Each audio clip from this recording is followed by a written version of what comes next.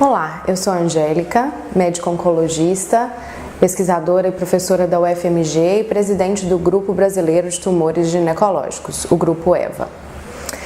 O tema de hoje é um importante câncer de ovário.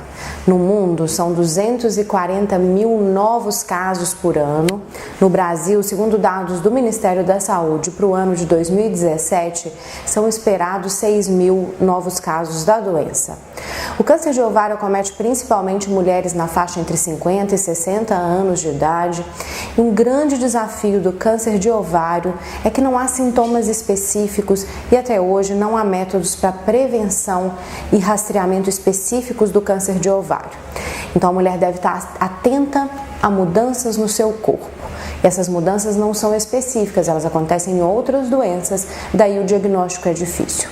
Quais são os sinais de alerta para o câncer de ovário?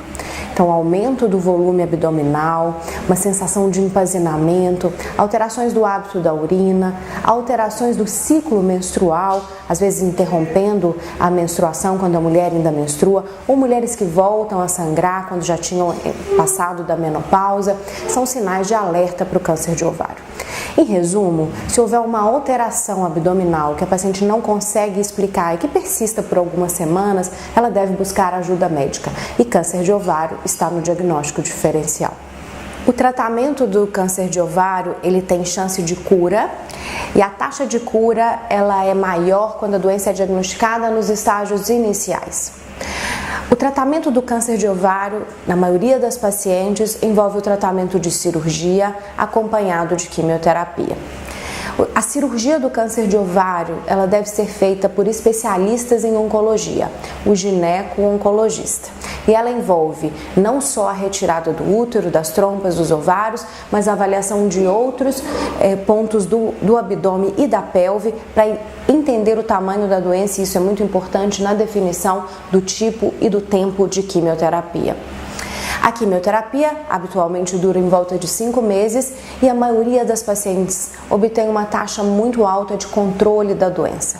Mas infelizmente a taxa de recidiva da doença ela acontece em 140 mil mulheres no mundo por ano, porque a maioria das pacientes com câncer de ovário são diagnosticadas com doença avançada. Além da cirurgia, na grande maioria dos casos é preciso fazer também a quimioterapia.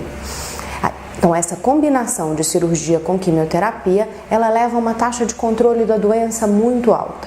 Mas, infelizmente, a maioria das pacientes com câncer de ovário, elas são diagnosticadas com doenças já avançadas. A maioria das pacientes já tem a doença acometendo o peritônio, uma doença mais extensa, e, infelizmente, uma grande porcentagem de pacientes recidivam e outras cirurgias e quimioterapia muitas vezes são necessárias. A causa do câncer de ovário ela é pouco esclarecida, mas um fator muito importante é a história familiar. Aproximadamente 20% dos cânceres de ovário estão relacionados à hereditariedade e aproximadamente 14% à mutação específica de um gene chamado BRCA.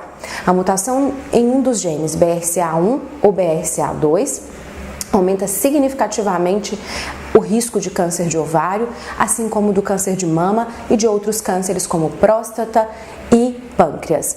Então, em famílias com casos de câncer de mama, pâncreas, próstata e ovário, a paciente que teve ou não câncer deve procurar assistência, idealmente um geneticista para orientação.